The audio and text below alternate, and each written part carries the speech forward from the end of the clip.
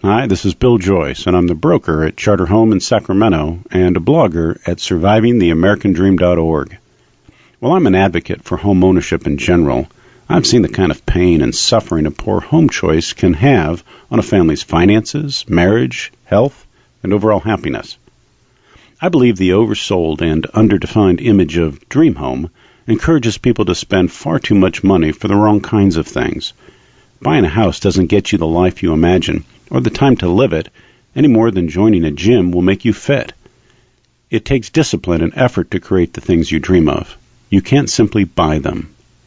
Join me while I interview experts in various fields like financial planning, marriage and family therapy, career counselors, life coaches, as well as happy and unhappy homeowners willing to share their hard-earned wisdom.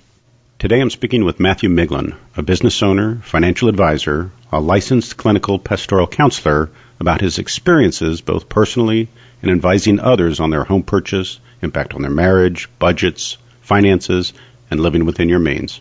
I think new home buyers want to start in the dream home. They want the most lavish home they can get, and the banks will lend them more money than they should borrow.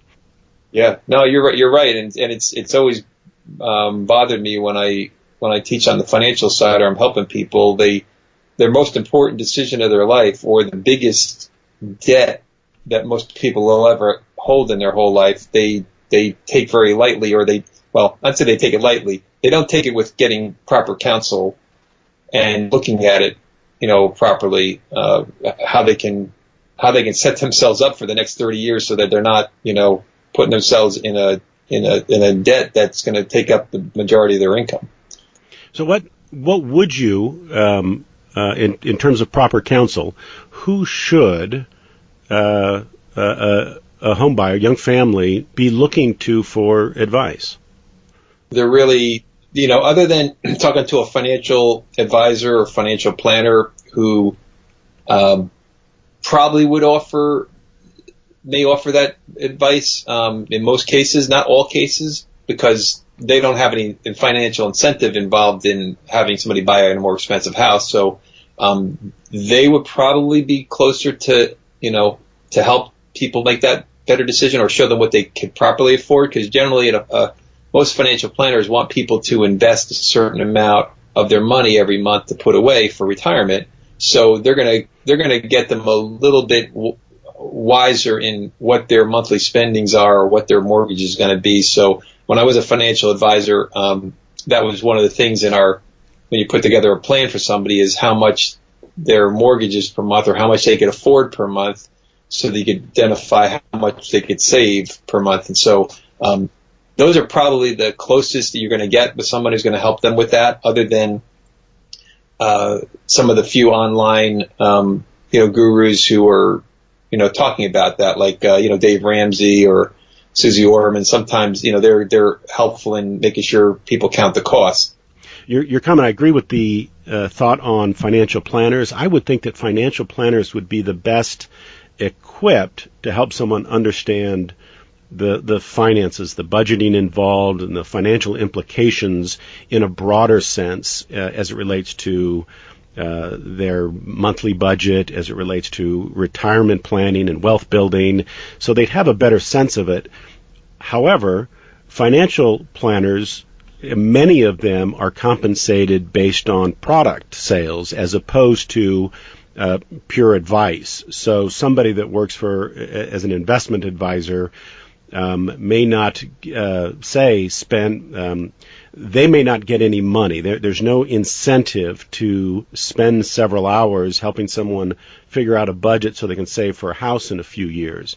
And while I think most people are decent and good and would want to help a client, when the financial incentive is in fact a disincentive, it's directing money away. Just the same thing for the real estate broker saying, don't buy for a couple of years, save for your down. It compromises the feedback. So I'm wondering if what would your opinion be? Does that color the kind of effort and feedback that someone would get from a financial advisor? Well, your point is valid, but I think since they are compensated based on sales. They're looking for any person they can get in front of. So I know for me, when I was with Primerica, they have a really great financial analysis report that you do. Just getting to sit down with people and going through that with them is an incentive, just to have someone that's open to speak with you. So I would say it may not necessarily be true. I think you may get people to respond, even though the whole incentive is for the house buying.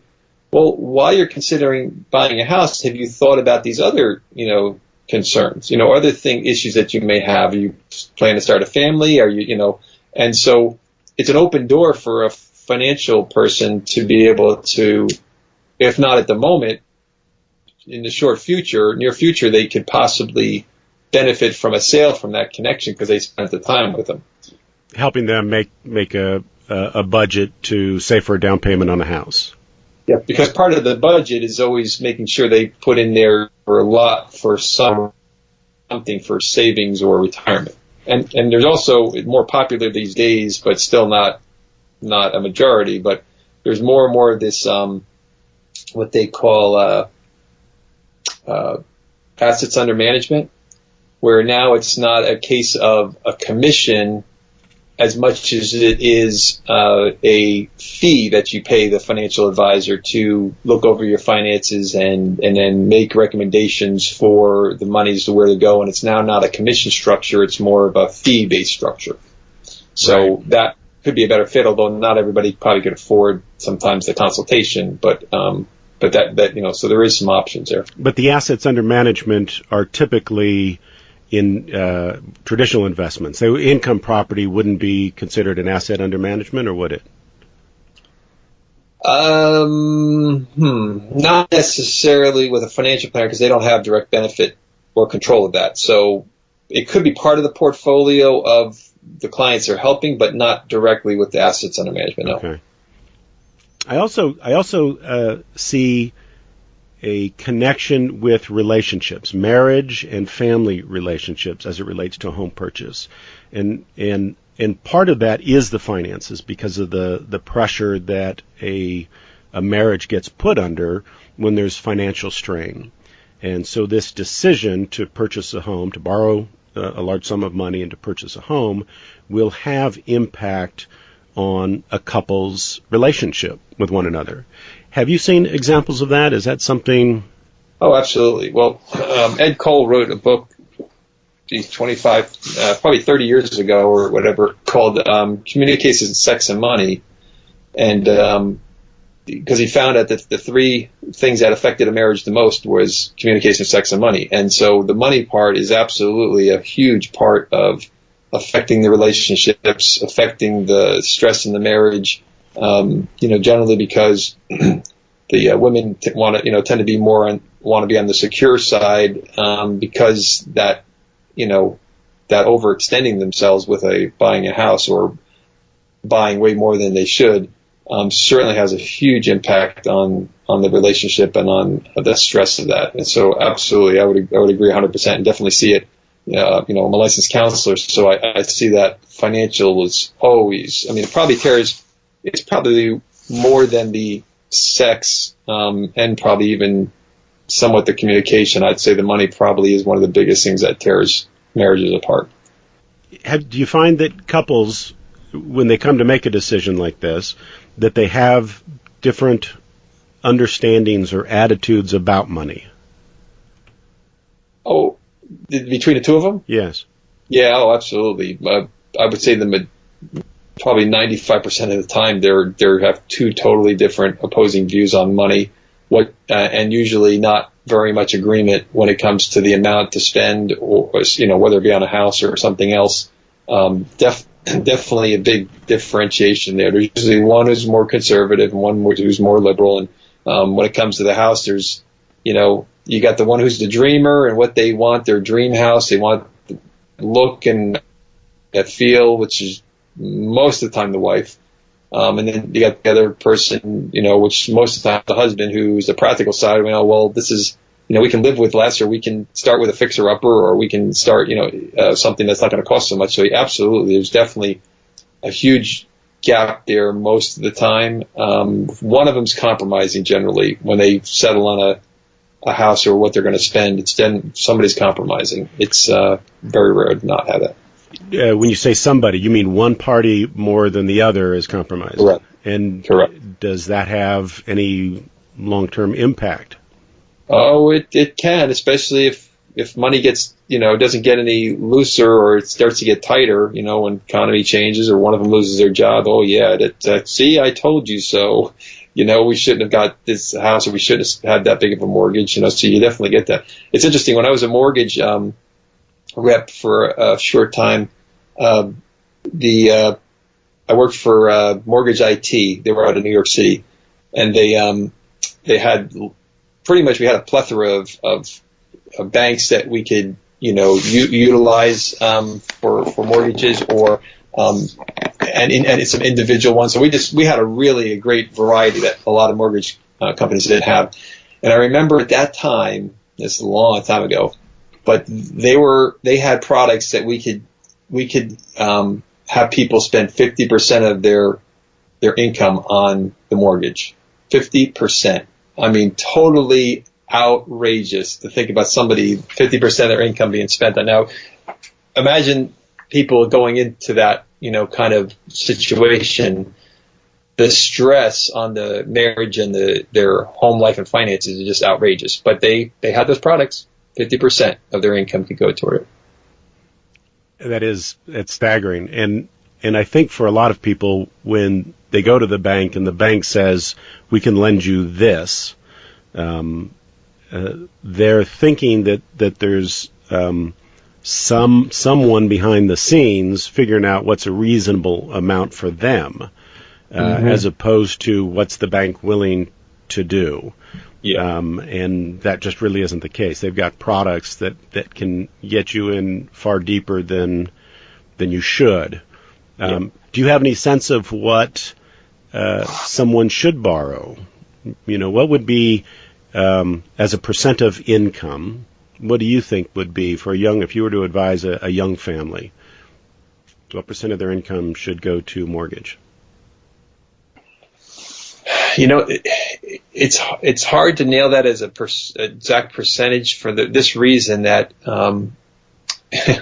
when somebody's only making $25,000 a year, $30,000 a year, you can't buy much of anything for the percentage that I would, suggest. So it's almost as well. I'm going to say it really shouldn't be more than 30%. They really shouldn't be spending more than 30% of their income on a home mortgage. It's anything more than that. It's like you can't have fun. You can't have really much of vacations. You can't save for retirement. You just don't have any flexibility. You don't have any money to even fix up your own house. Right. So yeah, 30% is definitely, to me, kind of that where people should be stopping at. Now, is that realistic in California?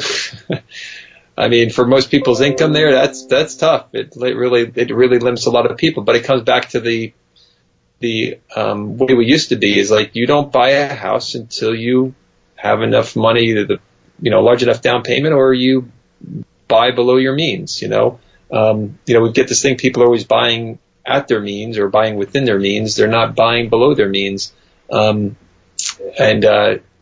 So when I bought my house, my last house here, and this is a principle I teach often with some of my interviews and my lessons. When you go into buying a house, people always look at the monthly amount they're going to spend. It's only going to cost me $1,200 a month, or it's only going to cost me, whatever the amount is.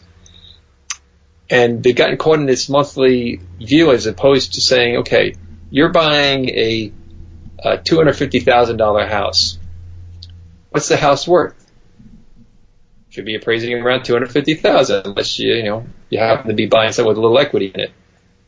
So why in the world are you going to go into a $250,000 house and you're going to pay close to $750,000 for that house? it's like, if you get people to really, look at the numbers. You mean because of the loan, because of the financing? Because of the financing. Right. Yeah. I mean, typically it's going to be a 3-to-1 ratio. Whatever you're buying, typically if it's 6 to 7%, you're going to be around $750,000 for that $250,000 house over 30 years. And in these 40-year mortgages, I'm like, oh my gosh, you got to be kidding me.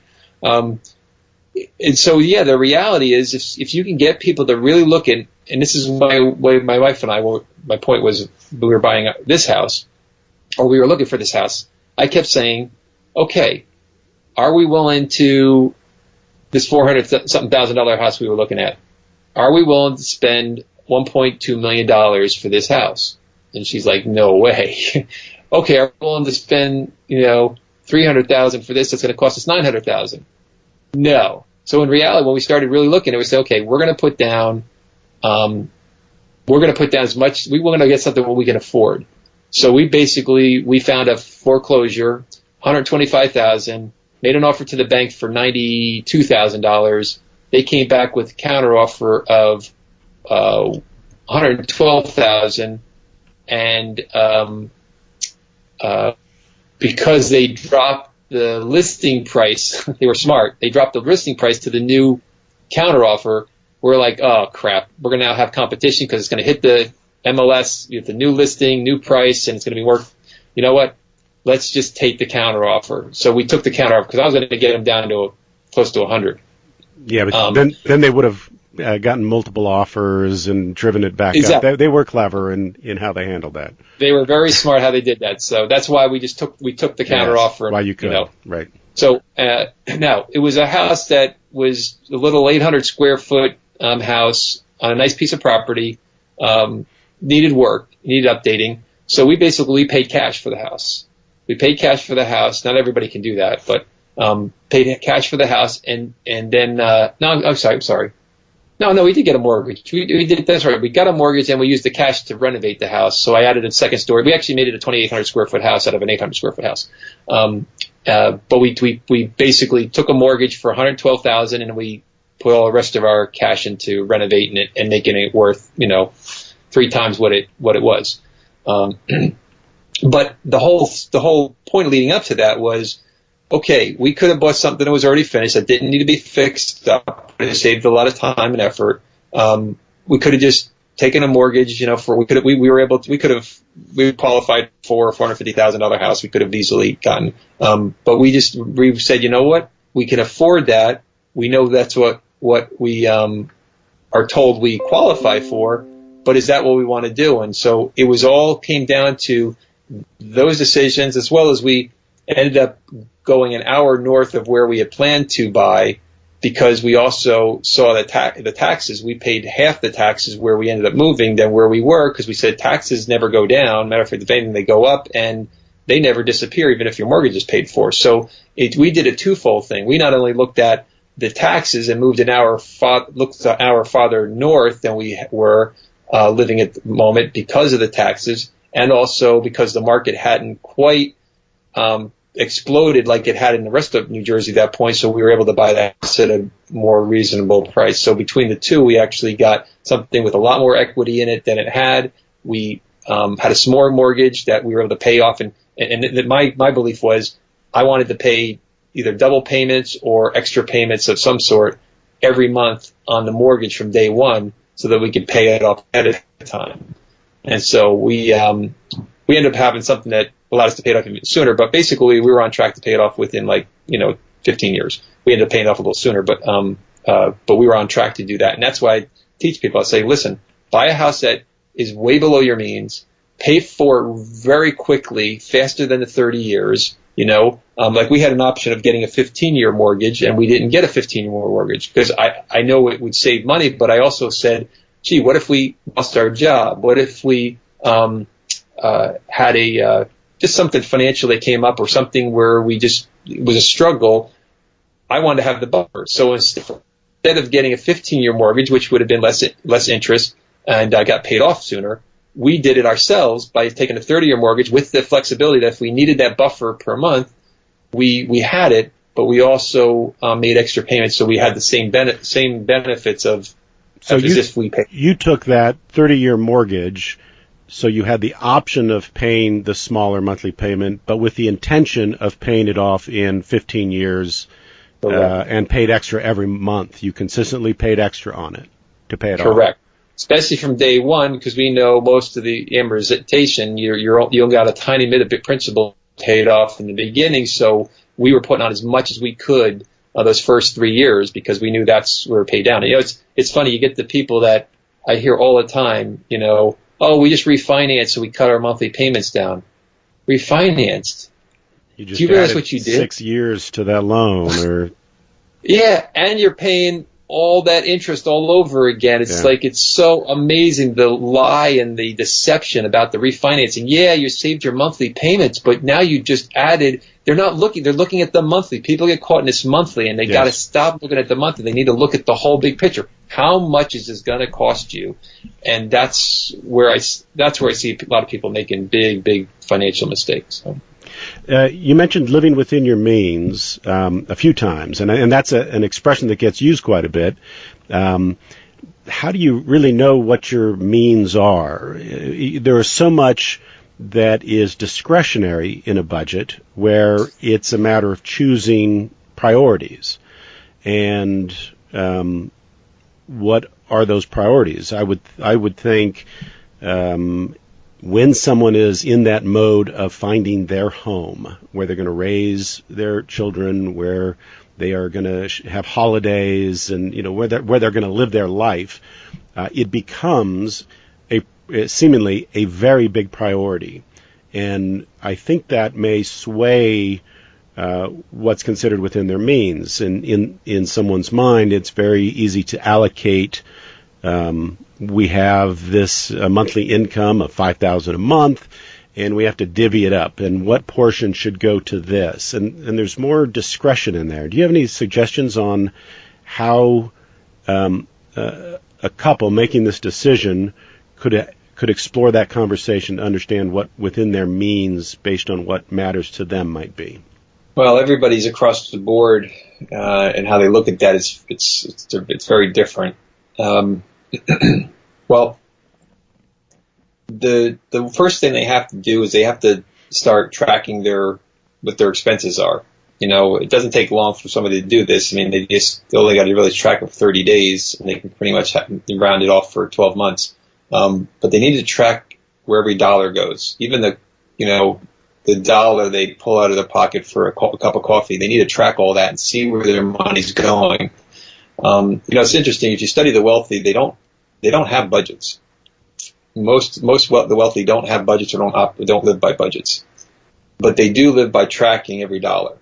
The wealthy are known, even the Rockefellers taught their children to track where every single penny that they spent went, because until you can track and know where every penny's going, you can't make good judgments, or in this case, know if you're living below your means or within your means or above your means. So I encourage everybody to start tracking what their expenses are, see what they are. And they say, well, I have a budget. I thought, yeah, but I'm like, budgets don't work. The majority of people always go above their budgets or outside of their budgets. There's few people who are disciplined and budgets work, but the mass majority, budgets don't work. Because if I ask people, I say, okay, have you been able to follow your budget or stay within your budget? Oh, no, we always go over or whatever. Yeah, well, because the budgets don't work. But if you know where every dollar's going, and you can see, like, oh my gosh, I just spent $150 this month on coffee. Gosh, that's a lot of money. What could I be doing differently that could reduce that coffee? Well, maybe you could, instead of buying it out at Dunkin' Donuts, you can make it at home and bring that cost down to, $20 or $30 a month. Same thing with buying lunches out. I tell people, like, listen, you want to save some instant money? Make your lunch at home and bring it to work, as opposed to buying your lunch, out. You'll save thousands every year. Thousands of people are like, no way. Yeah. If you add it up, it's amazing how much, how many thousands of dollars you can save every year just by eating your lunch, making it at home instead of taking it out. So people need to make the decisions. What is important to them? What what is going to be something they're willing to compromise to free up some money for a home or for their finances, or are they going to live lavishly? And so this is why it's really across the board. It really comes down to what sacrifices people are willing to make and how they want to live to determine how much they have to spend. Because I've seen some couples where they'll buy a house, and in order for them to afford it, they sacrifice. Okay, we're only going to go on one vacation a year instead of 2 or 3. We're going to sell one of our cars and only use one car. I mean, people are willing to make sacrifices. So what is that? For every person, it's completely different and unique. It's totally unique. And it comes down to their will or their willpower to make a decision. Where are we going to live? What level we're going to live at? And of course, nobody takes into account the fact that they could lose their job and how that totally affects all these fly in the numbers. ointment there. Yeah, and that's why part of the reason why us having a 30-year mortgage as opposed to a 15-year mortgage and keeping our payments way down was important, because what if we did? Could we keep our house and still make payments? I think people instinctively do what's in their own best interest, and what they want for themselves. And as a motivator, if there's something that you want, and how big of a want will determine how you will choose. But I think people just want the pretty house. They want the big house with a bigger yard and a nicer neighborhood, and they want that immediate satisfaction of a bigger house. And I don't know that they recognize the potential cost in that choice. And that's dangerous. That's jeopardizing a marriage. I think divorce rates are high for some predictable reasons, and I think stretching too far financially is one of them. And this is, of course, the biggest expense. Yeah, no, absolutely. You're 100% correct. And although there are some rare exceptions, most of the time I'd say that is 100% accurate. And it is in people's minds are like, well, this is a once in a lifetime, decision, and I want to have the house that I'm going to be happy with, for the rest of my life. And that's a valid way to look at it. It's just not practical. I understand why people say, well, I'm planning to be here the rest of my life. And of course, unfortunately, as you probably know, I don't know the stats probably better than I do, but it seems people rarely stay in one house their whole lifetime. They tend to buy multiple houses or move a number of times. Partly because they get tired of that, or they're looking for something different that they don't have. And so what they thought was their dream house ends up not being their dream house, and then they end up, paying all this interest all over again in another house that they, so it's unfortunate that it's a vicious cycle, and it just doesn't go well. Yeah, this is fighting our cultural predisposition to housing, to find the biggest, best, nicest dream home. I bristle at the expression dream home. This is a phrase invented by people that sell houses. Yeah. And it's been culturally accepted as somehow some source of American pride that everyone can own their own home, and which I think is a source of American pride. But the distinction is owning a home that will support your finances and your ability to save and retire and enjoy life, and to support your marriage and support your health and overall well-being, is different than what's being sold as a dream home, which has granite countertops and wood floors and a tree-lined street, and it's aesthetically pleasing, as opposed to having some deeper value to you and your family. And that's a cultural shift I'd like to see happen and to be part of making happen. Any closing thoughts, advice you'd give to a young family to do it right? I would say to count the cost. Look at what you're actually going to be spending on the total purchase of a house with the financing. Look at that, and count that cost. Also, track everything you're spending right now so that you can make a sound decision, because what we think we're spending sometimes is not what we actually are spending per month. And then take a look at the what you're spending money on, and cut back on some things so that you free up some things, because purchase of a home is not the end of your expenses. All of a sudden your expenses increase because now versus a renter you've got things that break in a house. You got boilers that break down, air conditioners that break down, roofs that need to be replaced, windows that sometimes need to be fixed, faucets that go bad or leak, and so there's homeowner expenses that are not put into the equation when someone buys a house. Like, oh, we can afford this much per month, but they don't account for the $7,000 they're going to have to spend in replacing a roof in 3 years or 5 years. They don't equate that in, and they put that into your monthly number, and now it changes that number. So there's a lot of things that need to be considered when you step into the responsibility of being a homeowner and buying a house, whether it's your first one or your last one. And I always encourage people to make sure you buy under your means. Way below your means is what I would recommend, even if it's not your dream house. I'm not into my dream house, but you know what? Things are paid for, and we got money to spend on things. And when things were tight, we had money to be able to use that wouldn't be there if we bought within our means that we could have afforded or we were qualified for. So I would say just count the cost, do your due diligence on finding the best house at the best price, preferably with some equity if you can, and just buy below your means. Good. Matthew, thank you. I really appreciate you taking the time today. Yeah, no, my pleasure. Thanks, Bill. Thanks for joining us on the Surviving the American Dream podcast. If you found this helpful, please leave a comment and share with your friends or family, and especially anyone looking to make their home happier.